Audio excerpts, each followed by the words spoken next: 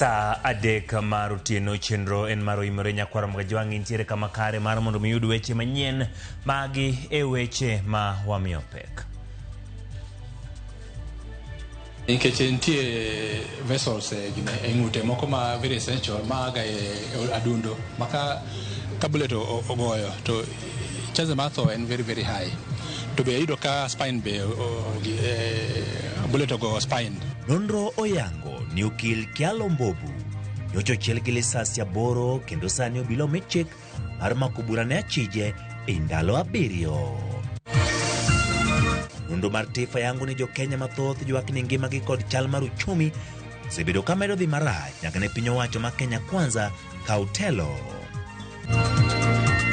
Those who are carrying out, who have illegal firearms are going to be profiled. There will be targeted operations.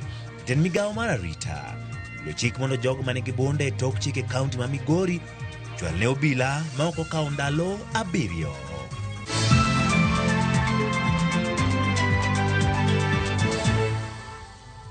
Nyakwaro mogi in thuolo mar mondo mi tudri kodwa e laiwa duto mag tudruok. Nyinga Ochieng' Emmanuel jaloko mare Wilson Ochuka bed kodwa e chakruok nyaka giko. Ka wachako en ni nonro mar bero oyango ni okil Kyalo Mbobu nowito ngimane kaluwore kod chwer mang'eny mar remo kod hinyruok mane yude kinde manochwade kod lisasi. Cynthia Onyango kaka olero apis jomin bura omiyo obila ndalo 7 mar yawo bura e wi nek mare.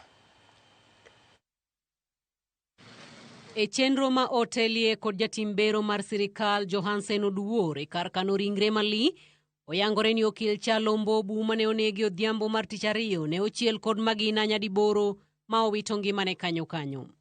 Johansen ma oloso kod Ramogi TV olero ni e kinde timo bero margi bende giyudo lisasi 2 ka omoko e den Kyalo ka achiel omoko e lwete makor kacham.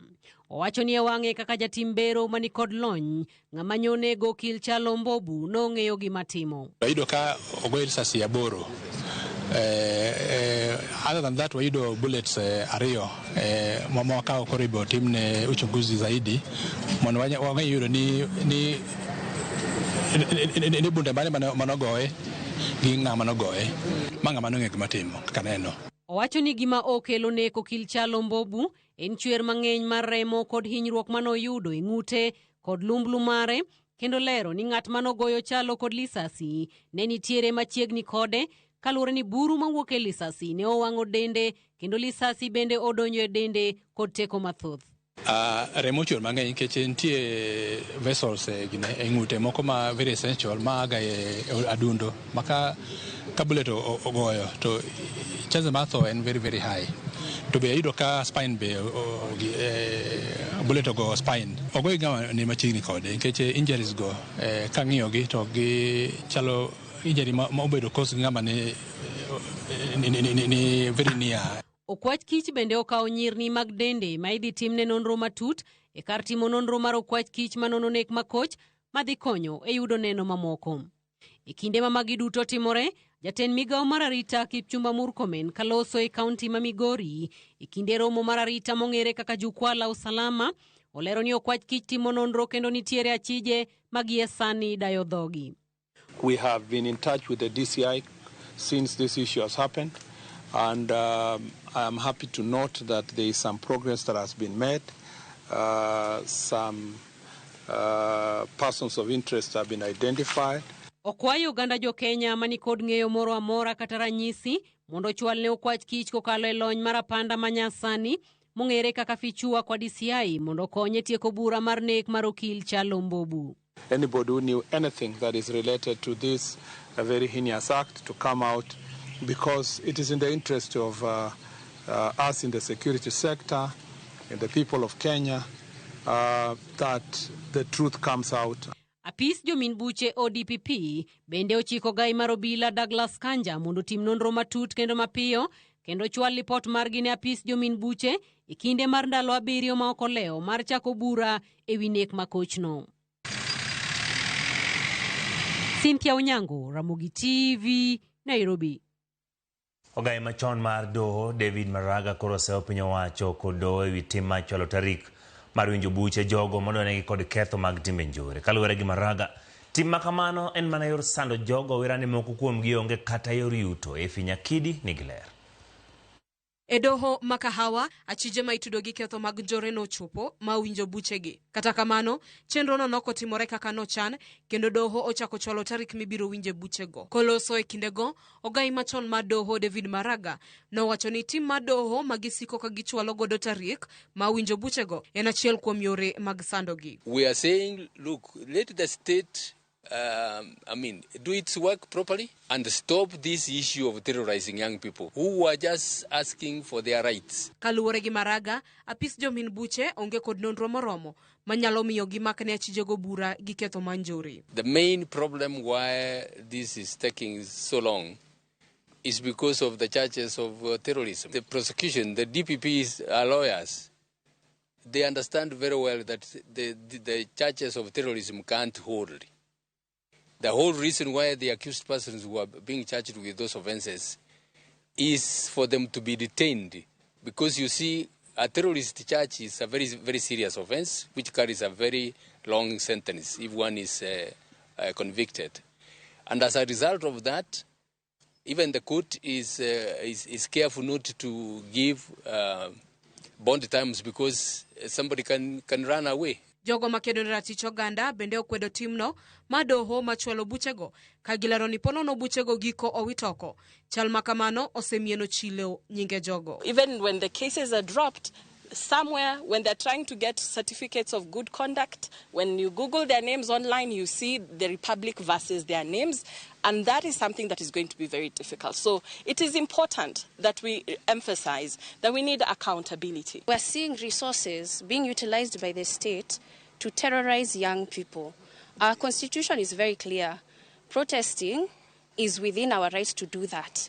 But when you criminalize democracy, what you have in front of you is people who have refused to let go and continue to defend our constitution. Ei ote mare mondiko e mbui mar X, jatend riwruogo kinde pacho ka Faith Odhiambo owacho ni en gi ng'eyo ni nitie jogo manomaki kendo tere doho gi ketho mag njore, kendo apis jamin buche owinjore rang kendo bura magimako ne jogo mad ni bura onego mak bende ne obila mapichni mag wang' dede nojoko katiyo gi teko mathoth kuom jong'anyo. Efi Nyakidi, Ramogi TV, Nairobi.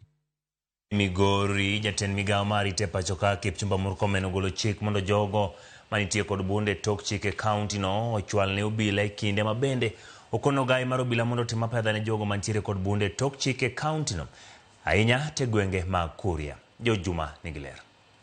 Jatend arita kwe ni e pacho kae Kipchumba Murkomen moriko ne wuoye kaunti ma Migori e kinde romo mar wechego mag arita kwe ma otis kaka jukwala usalama wacho ni gisengo ne nitie bunde mathoth mantie lwet jopiny e moko kuom gwenge kaunti ma Migori to inya gwengo ma Kuria bunde bende koro osebed ka itiyo godo e timo maundu. Those who are carrying out, who have illegal firearms are going to be profiled. There will be targeted operations. They will be summoned. They will be sought individually. Extending an olive branch to all those who have illegal firearms to surrender immediately to the next police station and hand over their firearms to the government, to the police. Owantie kwano ganda bura mosewito ngimagi gengo ma Kuria e kaunti ma Migori ka okalo kuom bunde mantie lwet oganda e tok chik. We are very sad to note that some of these illegal firearms have led to killing of public officers and also citizens. And just a few weeks ago, we lost our assistant chief in this county as a result of attacks. Ne wan jogo bende koro nitie kod bundegi. Koro nyaka chwal ka obila mapiyo piyo kapok kawnigi okang' mar chik kod piny owacho. And therefore, we have resolved today that the Inspector General of Police, herein represented by the Deputy Inspector General, Mr. Gilbert Masengeli, is going to they are going to carry out intelligence-led operations to make sure that all the illegal firearms are removed from hands of civilians. That is an extremely important exercise to be done. We have succeeded elsewhere, even in more difficult areas where we are dealing with banditry. There is no reason why here in Migori and Narok, we should not be able to get illegal firearms from civilians. A failure to which they will be, when the government comes for them, they will, I hope that they will not find themselves in the situation of regret. Jatend migao ni marite kwe pachokae bende wani pinyo wacho dhi nyime kod keto kwe e tong' ng'ata Paragoi made kaunti no ma Narok kaachiel kod Gwetembe e kaunti ma Migori e kinde ma migao mar lowo dhi nyime kod tieko ywaruok mar lowo ma osebedo e kind kaunti ariyogi. From our security committee, we know and we are aware that the Ministry of Lands is working hard to resolve the question of land. We continue to provide support in terms of alternative dispute resolution mechanism, peaceful resolution of land disputes through barazas. Komachielo Murkomen bende wan tarita kwe dhi nyime kod tim nonro ka otende kod nek mar okil Mbobu Kialo mane ochiel kod lisasi mowito ngimane e boma Nairobi ndalo machuok mokalo. Owad nitiere achije ma bende gitimo negi nonro ka otende kod nekni.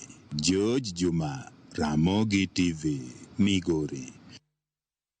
Jatend piny Kenya William Ruto osejogo mosebedo ka medo liet mar siasa e pacho ka kowacho ni nyaka sani osenyiso telo makare ka ochumi ma pacho ka osebedo motegno medo jiwo tiyo kanyakla gi ogaye mar duond bura mar ODM Raila Amolo Odinga mowacho ni pachgi chalrego ginomiyo tiyo margi kanyakla osebedo mayot. Lydia Okeyo nigi mathoth. Ne en romo mano kelo kanyakla jotelo maya e dhood Bagusi mano timore kar jot ma jatend piny Kenya William Ruto. Romo mano tele gi jatend piny kotene gi ogaye mar ODM Raila Amolo Odinga. Jatend piny oseo jogo ma osebedo kase otelo mare kowacho ni gionge gi chenro moro amora ne oganda jo Kenya. Onyiso chir ma en go e sirikal manyuonda mar broad-based kowacho ni en kod ogaye mar ODM Raila Odinga gin kod paro machalre miyo yot mondo mi giti kanyakla mar bero piny Kenya.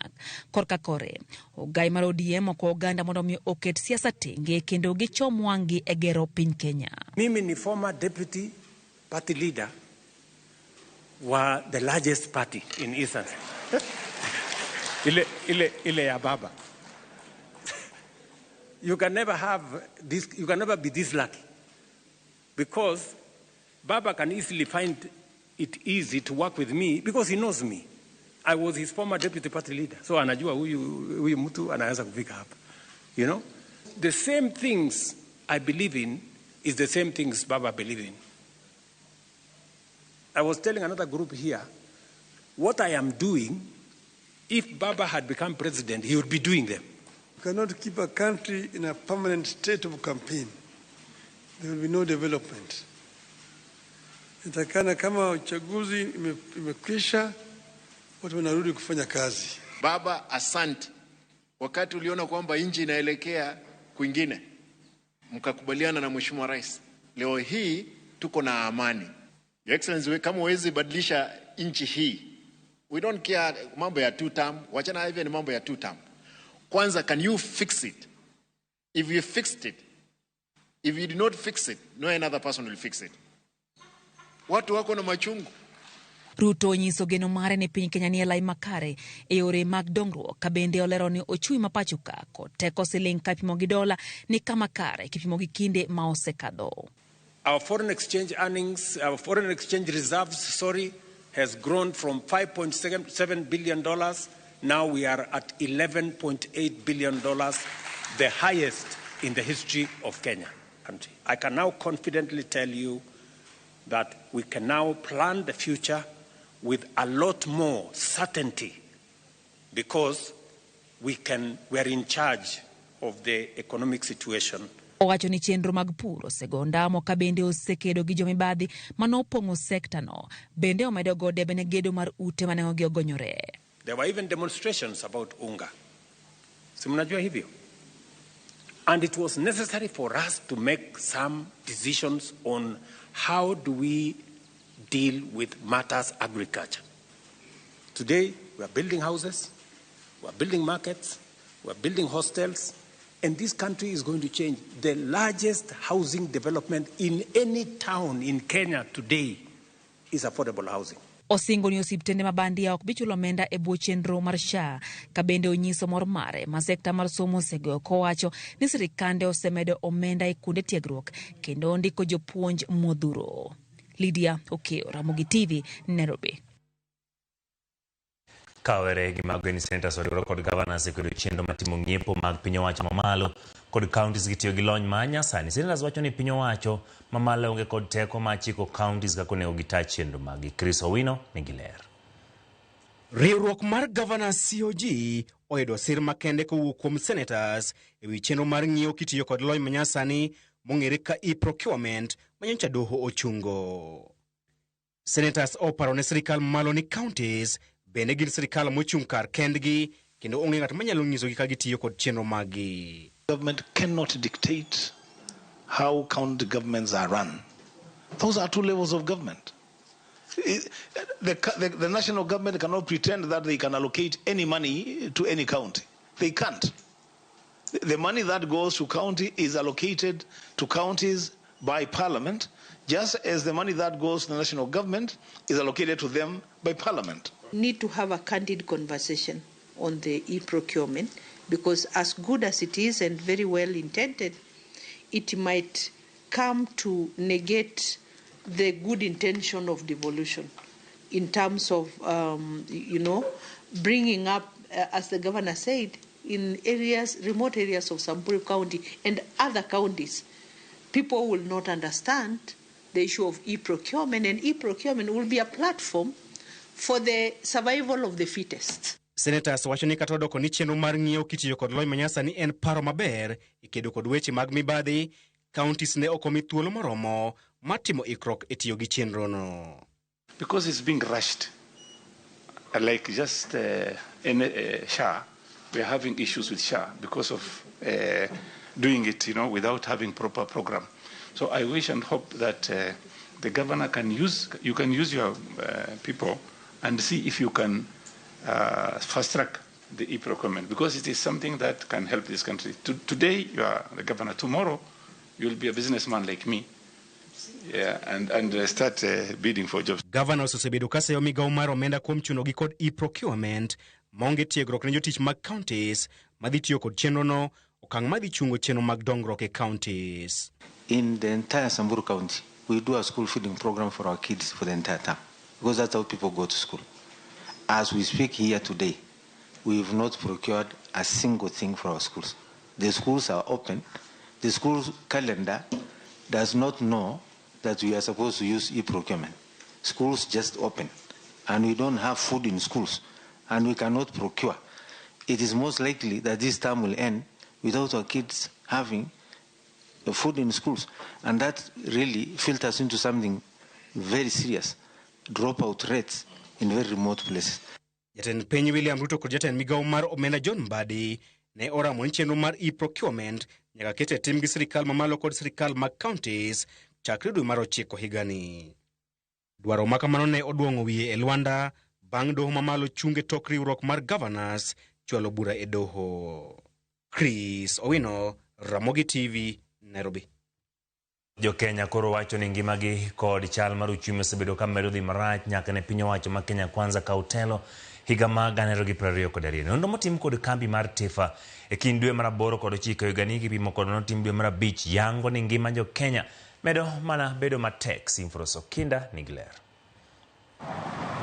Higni adek nyaka ne sirikand Kenya Kwanza donje telo, jo Kenya wacho ni Tend Ruto oserocho ngimagi kaluwore kod pek man ngima mathoth oganda wacho ni medre kaka thuolo medo sudo. Kaluwore kod lipot ma kambi nonro mar Tifa ogolo, 64% mar jo Kenya wacho ni chal mar ngimagi medo mana dhi marach. Ma en medruok kod 10% kipimo kod 54% mar oganda manowacho kamano e nonro manotim dwe mar 5. Nonro no yango ni thoth jo Kenya odak matek kama na kwan matin kende ema wacho ni ngimagi oseyudo lokruok maberberie nyaka ne Ruto kaw telo.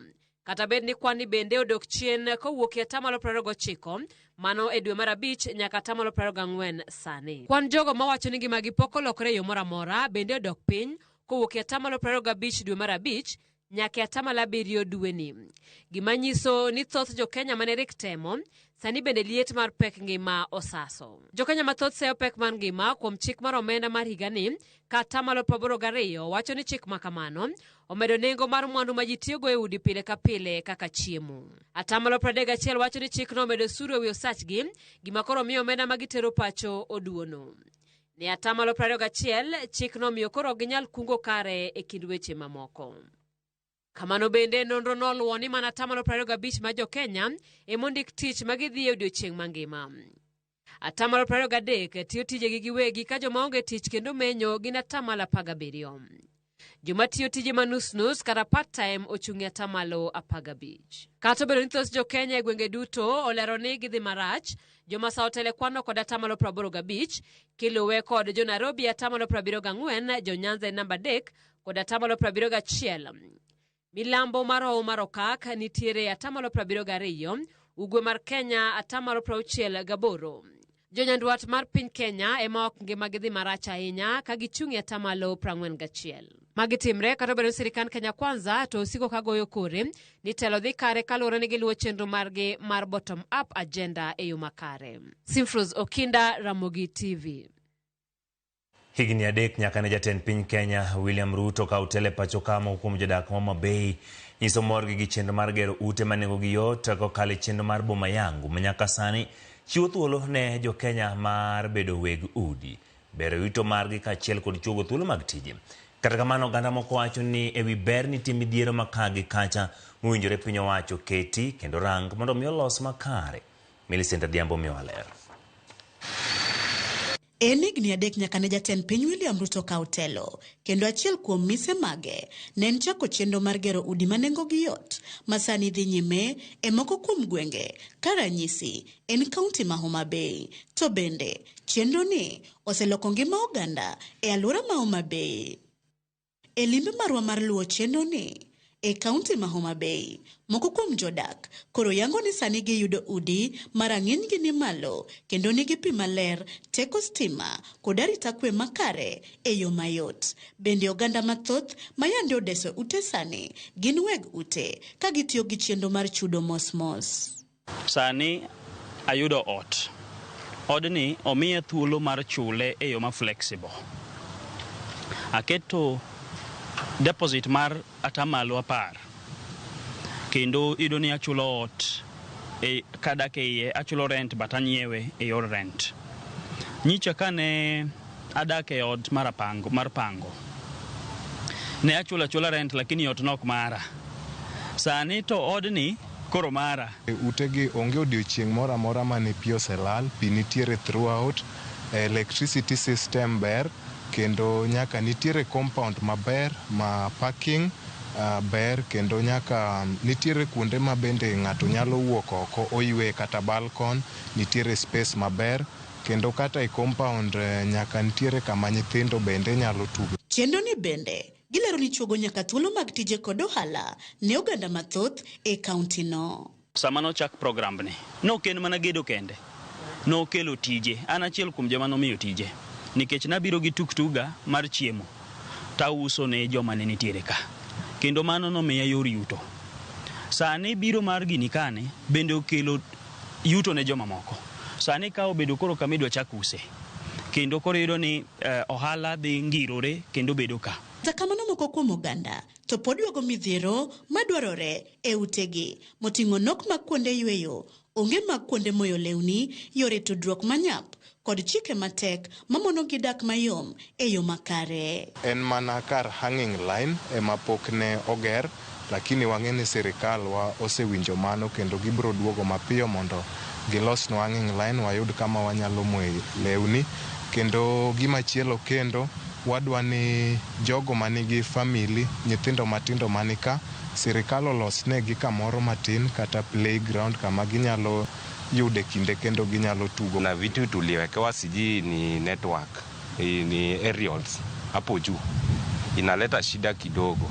Kendo gimatimre masharti mai imekuwa ngumu sana kidogo. Sasa tulikuwa tunaomba kama inawezekana watupunguzie hata wakuje kwa ground watusikie vitu wenye tunapitia. Ewi mano kata kamano gijiwo oganda Jo-Kenya duto mondo ndikre e chenro mar Boma Yangu mondo giyud thuolo mar bedo weg udi machulo yot e nengo moyweyo kata obedo ni ng'ato onge yuto mongirore. Sani nitiere project machakore ka phase 2 made uduto te udhiyo nikech an natime through eCitizen. Adhi e Boma Yangu, ayawo account, ajaso form mane nitiere kanyo, to saka nosewinjore to nobiro momiya ot. Ute gi ng'ata teka ni yuto ni iyudo gimoro matin, to sirikal oketogi e kategori mopogore opogore ma ng'ato ka ng'ato nyalo yudo ode. Ni utegi kitieko chulogi to odni biro dong' kendo obedo mari. Millicent Adhiambo, Ramogi TV. Akwara mogi tok lipot ma Millicent obedo kakao yueyo wa mokwongo kata kamano kikidhi mabor pod wantiere kod sigana motenore kod odiochieng' mibiro iki Dalmas Otieno kaachiel kod weche mag arita kwe ewi bodaboda to kod sigana mar gin kanyo miyo kikidhi mabor.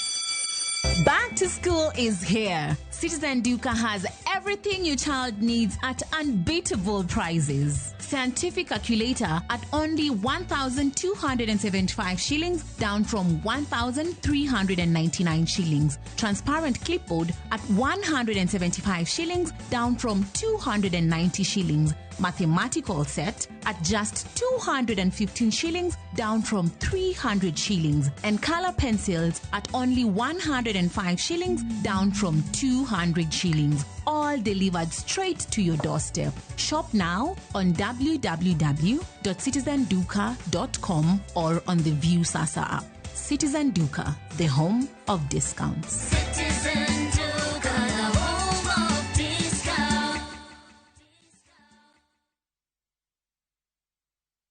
Saa zingine mambo kupata bila plan. Gas ndio imeisha, landlord akuache upumue, mtoto ni mgonjwa na bado ni mid-month. Usijibox kwa noma.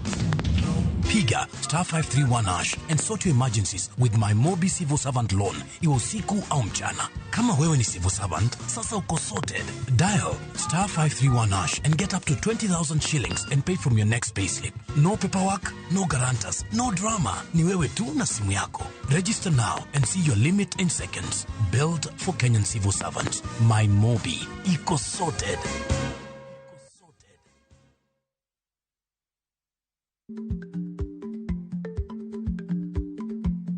Jarik ni jamuod nyoyo gi goyo. Matiende ni dhi matek maok inono maber samoro nyalo miyo ng'ato midhiero.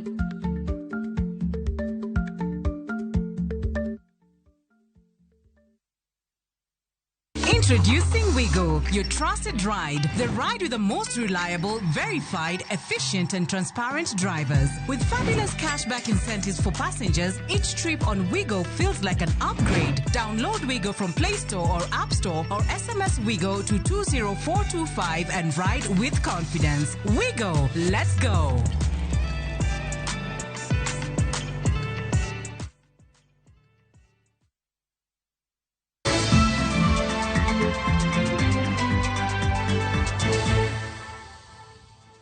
Machiegni kenda anyuola mar Mosendo Dalmas Otieno oyango ni ik mari biro tim tarik 2 dwe mar 10 e pare ma Kangeso e kar chieng' bura mar Rongo. Bende gikwayo jodak kod oganda duto mondo oket kwe e kinde mibiro ik jatelono.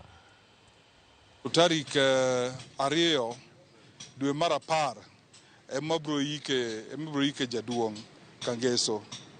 Koro tarik 30 wan gi ka biro dhi kanisa Don Bosco Upper Hill. Welo te man Kenya ka ung'eyo nyalo biro te kata e thuolo masani ker be oseyie ni biro. Omiyo waikre uru kaka oganda Luo maiko wuodgi mane gigeno. Nyakwara mogi sigana mar geno kar thieth maduong' ma Kenyatta ikore ne timo bero ne lenda wang' nyathi ma jahigni 7. Bero moyang kaka craniofacial reconstruction. Nyathino manyinge Ian Baraka ne ochiel kod magena e dalagi mani Meru e monj mane otim kod jokuoge mag jamni. Eriruok makelo kanyakla lakteche kod jolony mawuok e piny Belgium oseyud leke ma ochuogi, fundi mag lemb kaachiel gi ma ichano chomne Baraka mondo oduok lenda wang'e kare higa achiel bang' monjno. Judith Omondi miyowa sigana. Ne en monj e lwet jomaundu ma hao higa achiel ma okalo, monj mane oweyo rawera ma jahigni 6 Ian Baraka kod lenda wang' ma omukore, yare dhok nyaka e lekege, kendo ne oweye ma ok onyal chiemo kata yweyo. Alipigwa na risasi December 2023, ilikuwa date 23. Nikakuta tu ameenda usi. Alipigwa saa 11 ya jioni. Walikuwa na soso yake na yeye. When he came to us, we had to put a feeding tube through his mouth to allow him to feed because he had no oral functions. All the tissues on his face were completely open, and we had to do some significant soft tissue reconstruction to bring him to the stage that he is now. Ia ne ochako yudo thieth kar thieth maduong' ma Kenyatta ma higa achiel ma okalo, ka nyaka sani bero mane otimne ma okwongo osechango kendo koro owinjo chak wuotho mar bero machielo, craniofacial reconstruction mabiro duoko ne ume, lekene ka achiel gi dhoge mar risasi ne oyiecho oko. Bero mar loko lela wang' Baraka owinjo timre tarik 25 dweni, kendo ka idhi chomne fuonnigi ma osekel ka owuok e pinje ma oko kendo losi rang'iny mamalo bang' pimo Baraka. Kata kamano, uma olosi ni ma idhi ketne Baraka ibiro bed ka iloko kaluwore gi kaka Baraka dongo. Patient-specific implants, and they are 2-piece. So what you see in gray here is simply a guide so that when they are being positioned, they're positioned precisely because they must fit and allow the teeth to function well. This is a bit larger than the defect. Essentially, this is made of silicone, and it allows that we keep changing as the boy grows. They cannot be able to use tissues right now to close him up. That will restrict growth. This will allow him to grow until at the point where growth ceases, then they can come in and harvest now tissues from his body. En lony ma lakteche ma Kenya puoyo ni ok dhi mana loko lenda wang' Baraka, to dhi keto thieth ma Kenya e ngas mamalo e pinje duto. We have planned to do more definitive surgery when he's at least 18 years old. That means his bones will have completed their growth. To get this equipment, it hasn't been paid for even. In fact, the donor in Europe wanted it, the boy to be taken to Europe. But the doctors here said, no, we want to do it here. Because if it is research, if it is ownership, we do it here. It's homemade, home problem, home solutions. Kochopo giko dweni, wabiro kelo ni sigana machielo mar nyiso kaka bero ni obedo. Judith Omondi, Ramogi TV. Jotenjo bodaboda ka achiel kod tend arita kwe ma Nairobi oketo winjruok ma kelo kwe kind joriembo mag bodaboda kod weg nyamburko ka achiel kod neno ni okuma cheje ma ketho chike mag apaya. Ogaye mochung' ne riwruok mar bodaboda e pacho ka Kevin Mubadi owacho ni gidhi keto andike nyim okinde kod OCPD gino mabiro miyo gi yot kendo kod joriemb bodaboda mabiro ketho chik mora mora monyondo nyaka wang'o nyamburko e apaya. Omedo bende ni andika ni biro mi jotelo duto mag bodaboda e pacho ka. Komanda mar obila ma Nairobi Jody Seda bende okwayo joriemb bodaboda mondo kik kaw chik e lwetgi mar wang'o nyamburko ka dipo ni masira mar apaya oneno e kind bodaboda kod nyamburko mora mora. Kata kamano bende gisingo ne bodaboda ni ponono ni masira oneno to gibiro yudo ratiro margi. Gima anyalo kwayo president maro ma bodaboda, anyalo kwayo ni mondo mi otemnwa matek mondo mi sako magwa ong'ere ma pikipiki mama ne bo Nairobi karka kik mondo mi obedi ni nyalo tiyo koke ne bo sako. Kwayo kata counties mamoko bende mondo mi pikipiki te matiyo otiyo bo secretary mar sako. I'm feeling so much ashamed to be associated with where you know this is a crime. You continue committing other crimes out of one which has happened.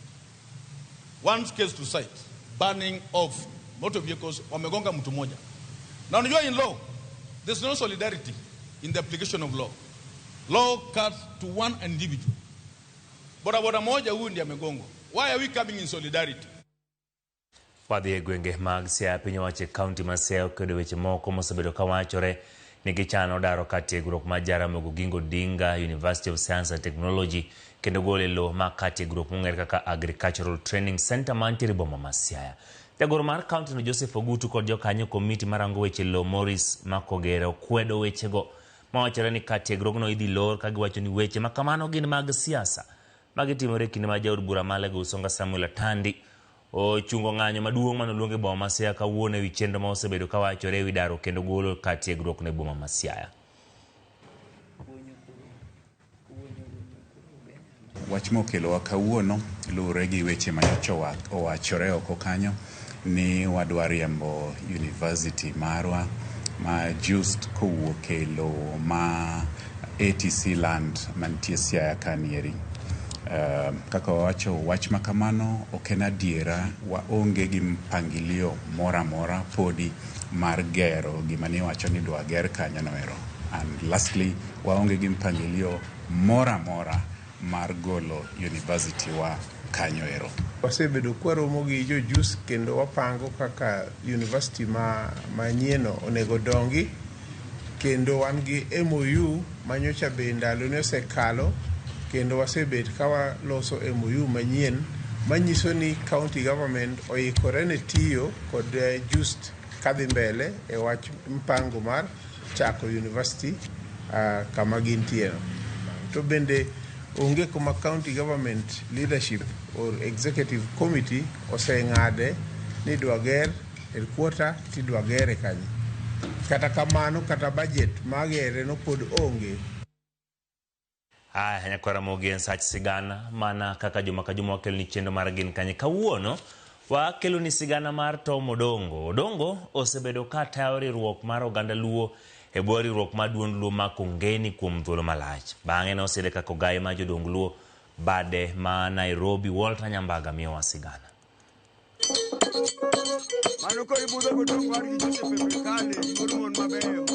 Kar jot ma Kongeni Nairobi wamolo mar menyo chal mar ngima makoni ahinya ne jok mane otiyo e kembi mopogore opogore, kendo wayudo rwak mondo wachak mbaka e kod Tom Odongo masani omako wirwath mar payo duond piny Luo ma Kongeni. Tom Odongo en ng'a, to nonyuole kure, to somo kanye? Tom Odongo ni en wuod Kano, Kamagaga, Ombei, Wasiese.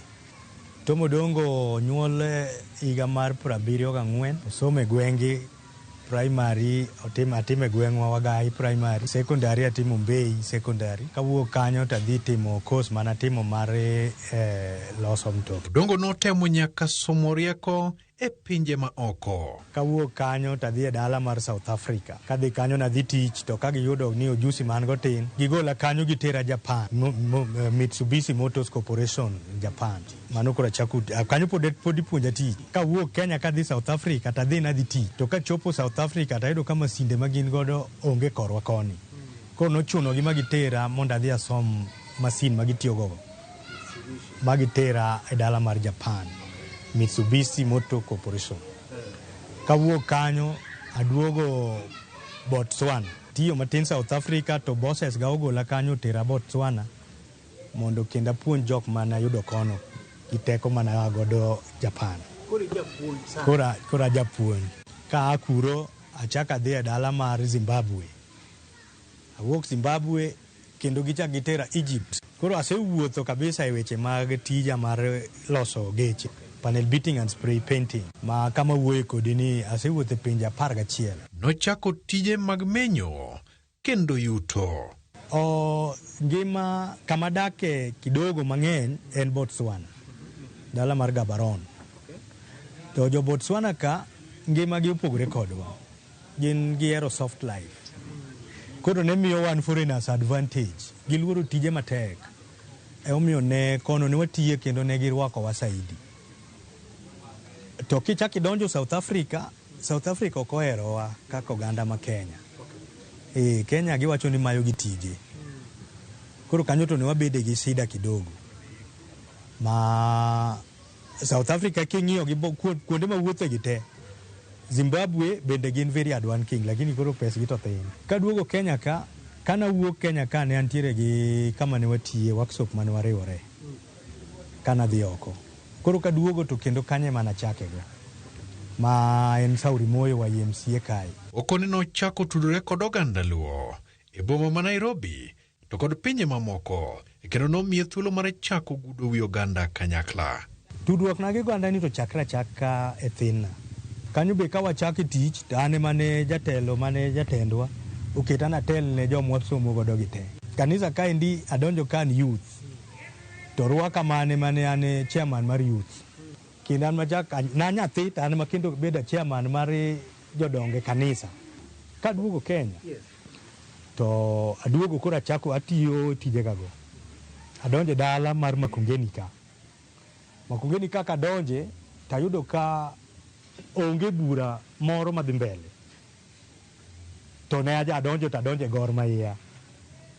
Koro achako gi chama mar Gor Mahia Makongeni maloso bura maduong' ahinya i Makongeni ka mar jogor. Kosepong' to pogore mobedo gi branches 5. Koro i branches go lweny bende bete mag joluogi ma giduogo gigore ma buche go okethore ma modong' gin mana ma koro survive. To noyudo ka wan bende wan gi paro mar loso gimiluongo ni Luo Elda ma Nairobi. To nikech ne waneno ka gimoro timore to Luo Elda ineno ka gia Mombasa to gikadho akadha.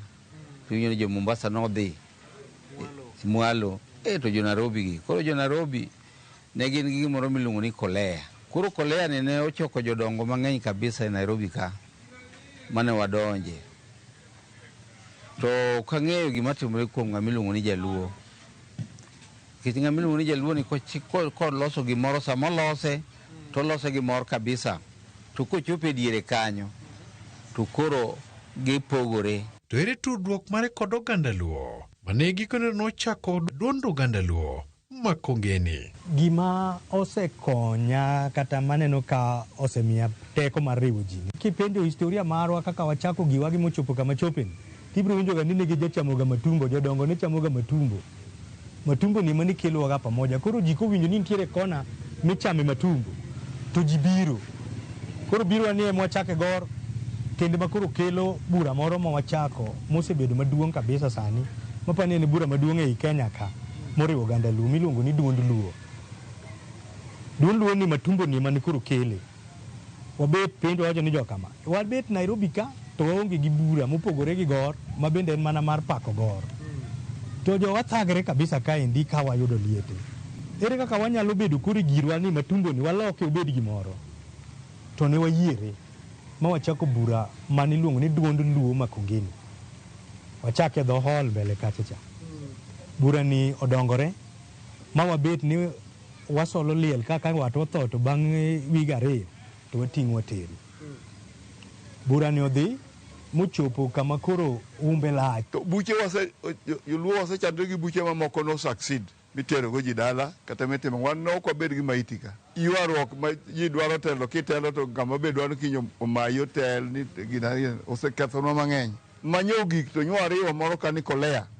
Kolea ni nyuwa sechoke pesa manje dwa ng'iewo bas manitie pesa ma deposit ma bas manoromo ma bas bende noseket piny.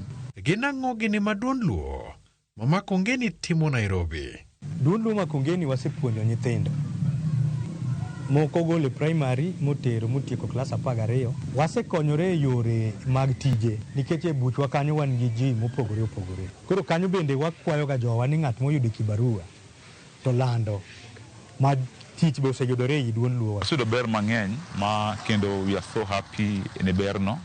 En ber mosekonyowa mano kwang'en manyudo ber ma kama wachoko maber kendo mana pesa maber chuth mamiyo wakonyo ng'ama olalno kata family mare moweyo.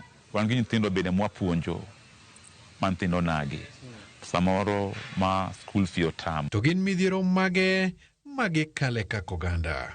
Riwo oganda Luo to ok osebedo mayot, lakini Nyasaye be nigi ng'uono mare momiyi. Challenges to ng'eny nikech iyudo ka samoro kata ka en wach liel nitiere mier mwadhiye ma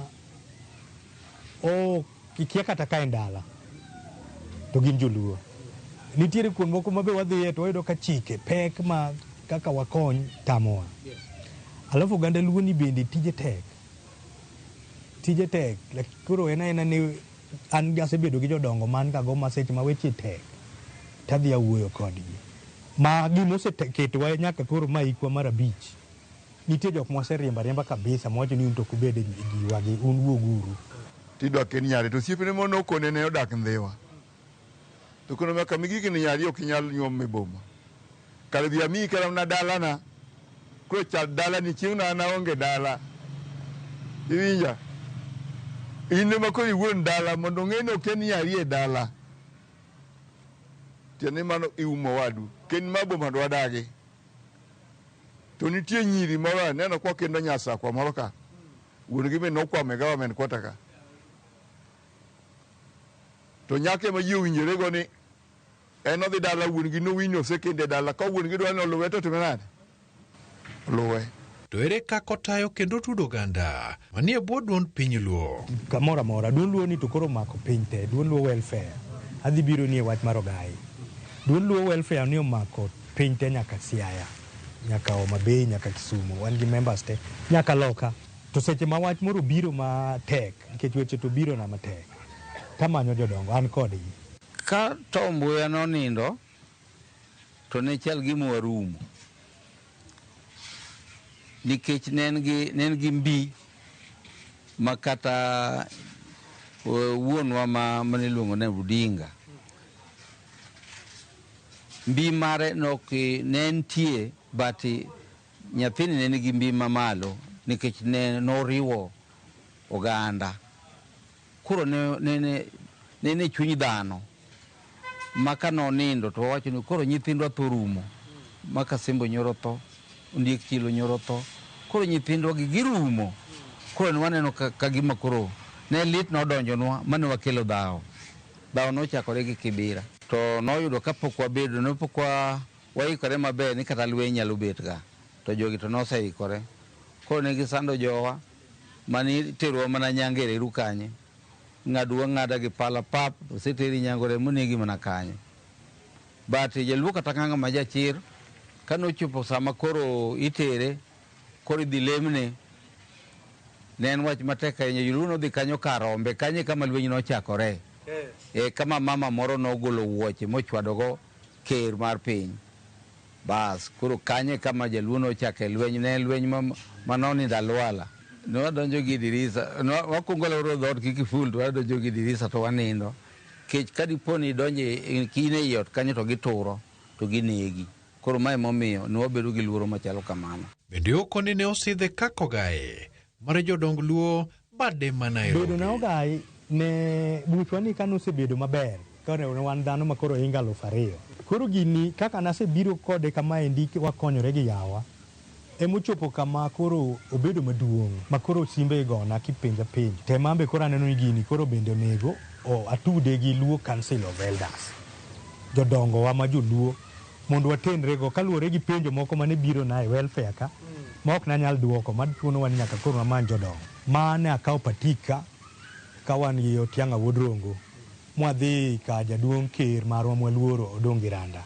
Koro wawuoyo kode mwang'ise ni wadwa ni bi Nairobi buchwa ni, mondi bine irwakwa wan bende wadonji ang'owa el piny Luo, ma bet gi jowa piny mwawuoyo mwapango chenro mar rwako jodongo te, ofis no te Nairobi ka. Narwako gi kaka jakom mar welfare, to gibiro sidha ka giyudo ka chenro na ler, kech gisetimo uchunguzi ma giyudo ni bura no ber. Koro giwacho ni gibiro sidha kaka koro Ogai mar Nairobi katie bwo jaduong' ker Odong Giranda. To en kod ote mane ne oganda? Gima duong' mantiere ka en riwruok kaka oganda Luo, ma sama wuoye kodi ni wantiere gi chairman mag constituencies 20, Nairobi 17, to wamedo Kajiado, magi mineno kanyo magero no. Mano ofis maduong' mariwo Nairobi te. En ofis modagero maber, to man bathe mineno maneno mapod raracha ni. To wada kete gi Luo, ma nyithindo wabiro puonje Luo kitwa gi timbewa, watonga wan go kanyo, gige Luo machon manitiyo go ka wada kelo ka.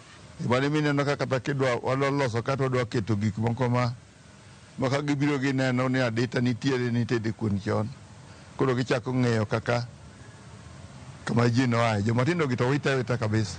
To nikech nwainta marie gi joluo, koro thoth ji nowito. Nyakora Mogi, erokamano kuom bedo kode chakruok nyaka giko. Jata chenro mari kuom thuni duto ne en Walter Nyambaga, wuod Koweru. Thon ka ji dhi, kendo ka ji duogo. Oriti masani. Mano ko ibudho godong' war gi Joseph Pekale, kod mon mabeyo.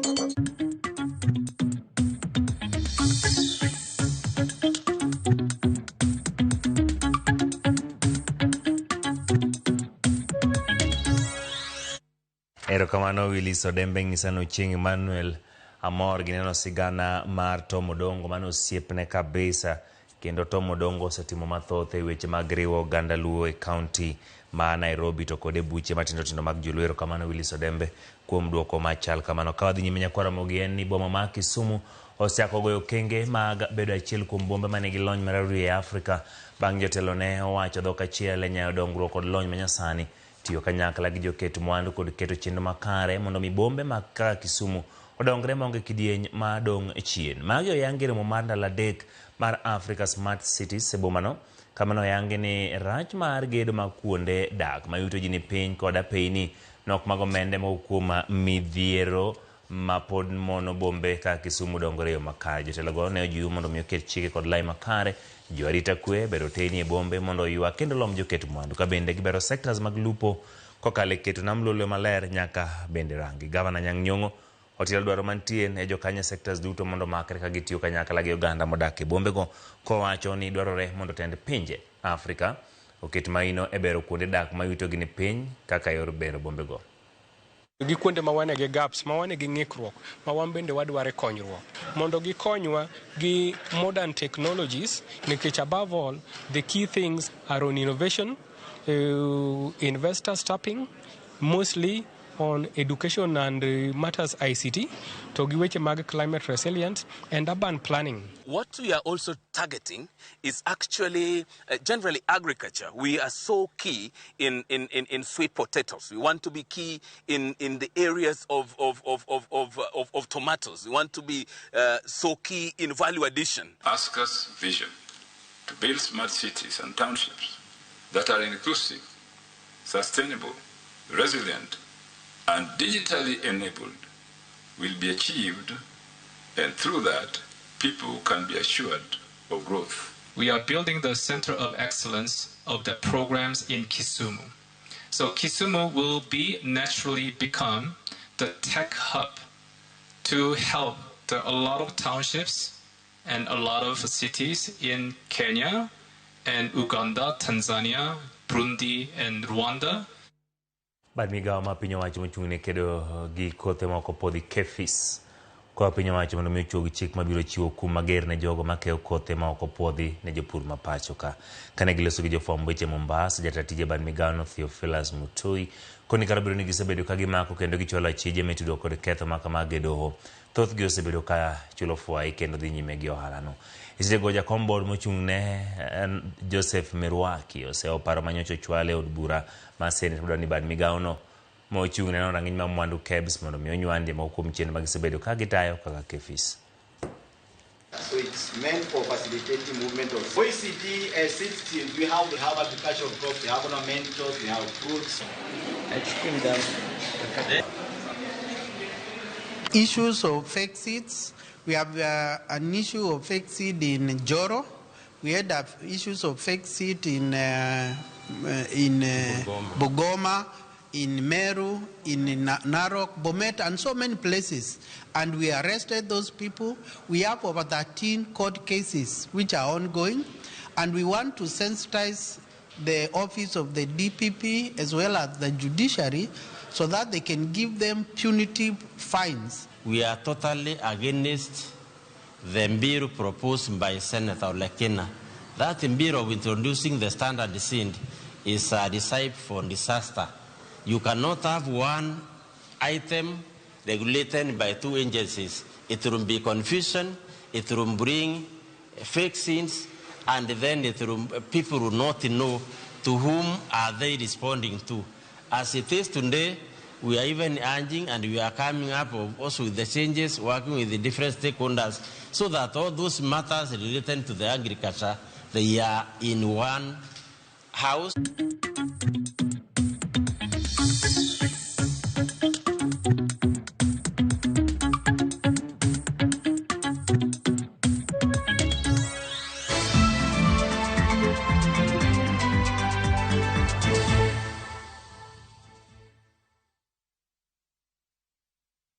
The world slows down, and in the quiet, we find each other again. We laugh louder, we love deeper, we reconnect with friends, with each other, with ourselves. This is the low season, the season for connection. Rediscover your partner over dinner by the ocean in Diani. Sing and laugh with friends on a self-drive safari to the Mara. Unwind as a solo traveler, journaling by a fire in Elementaita. Or finding calm with a massage overlooking Lake Nakuru.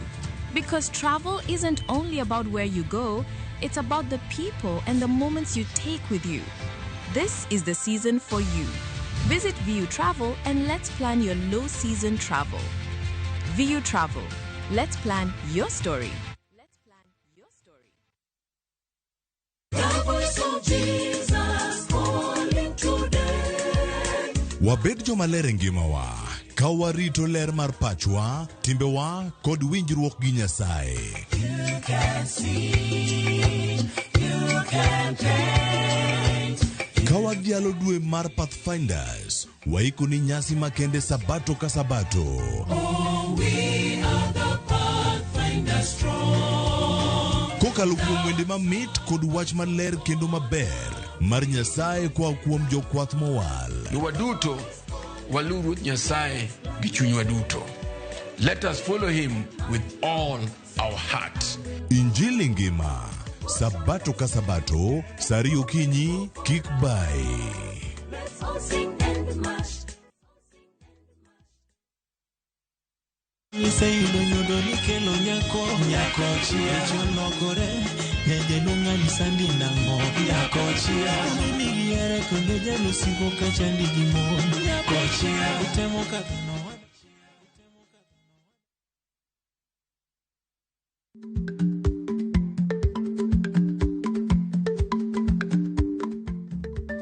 Dhako muol kadonjo, matiende ni, bedo ni ng'ato ling' e kinde ma owendo, ok ofulo ni omuol. Samoro en kod kido mamoko.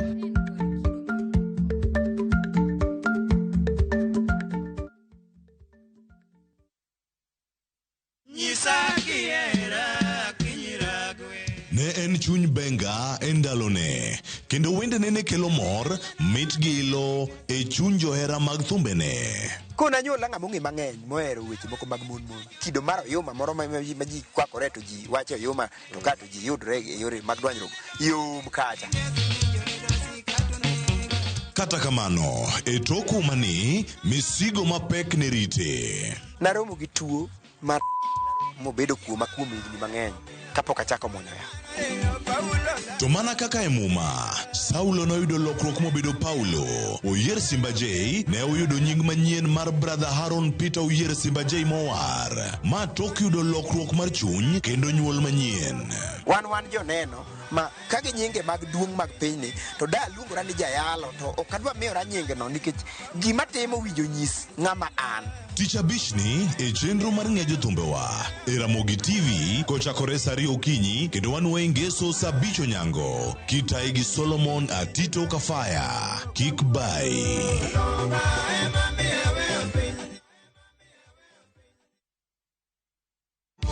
Seche mokagongo na terie nala imos baba na Batimaya kaeli yonge Samora bedo pinyi dir ndara Awuto kenda kajane ko ndara Mondo yud thuma mar era machon kaka skiza tune mari dial star 860 star 416 hash. Ramogi TV e od jothumbe duto. Eruru kamano.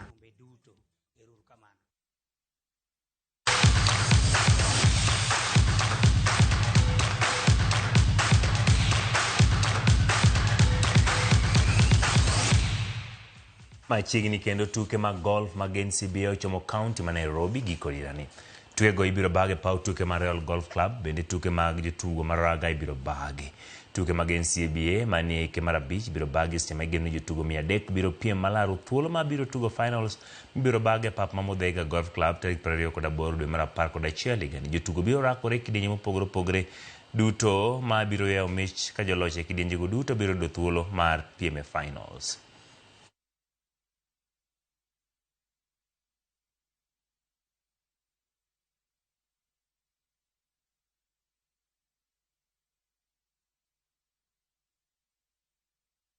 Gedo mapao tuke ma itho kweso chopo kwa natamalo praboro maen kaluwore kod jatend migawo matuke Salim Mvurya kano loso tok timo limbe kendo goyo Pixen. Mvurya wacho ni chenro mag gedo no ni wang'e kendo gigeno tieke tarik 6 dwe mar 10 higani. Mvurya manoten kod gavana ma Kitui Julius Malombe nolero ni gedo mapao tuke no biro rumo kendo chiwo thuolo mar bago nyasi ma tarik 10 Mashujaa Day kendo tok mani biro tigodo mar bago tuke mopogore opogore kendo jiwo talante gwenge ma Kitui. Pauno igeno mar biro tingo ji 10,000 ka otieke.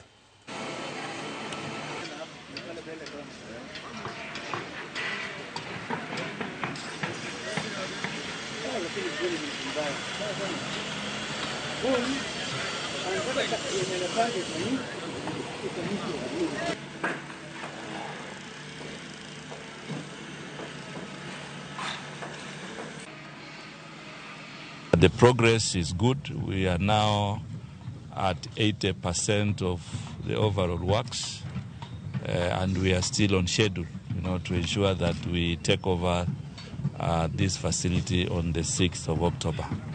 His Excellency the President directed, that we do this facility so that Kitui can host Mashujaa Day, and that is what is happening.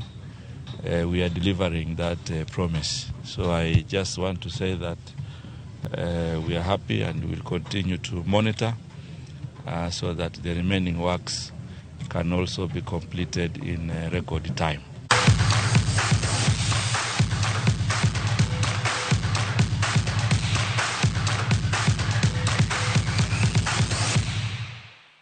Nyakoro mogiro kamano kuom kete Ramogi TV chendo nen maro imore chakruok nyaka giko ng'ato miya nyiero ka uluongore ni Jaro Soja wacho ni aneni kantiere Gor Mahia State House kendo ne waduogo gi Gor Mahia patron mar adek Engineer Mike Musa kawa ol matek bang' wuok Tanzania kama Simba nyoloyo Gor 2-0 openja to dak somano chieng kata kamano wageno ni Gor biro dhi maber mano Army Chief Gor Mahia 001 luongre kanyo ni Osip Lakta Raymond Omolo ng'isa ni amedne ni Kiswahili manyo puonjore Tanzania ne orwenye bang' Simba ne ogoyo Gor nyon Kisumo. Erokamano Jaro Soja.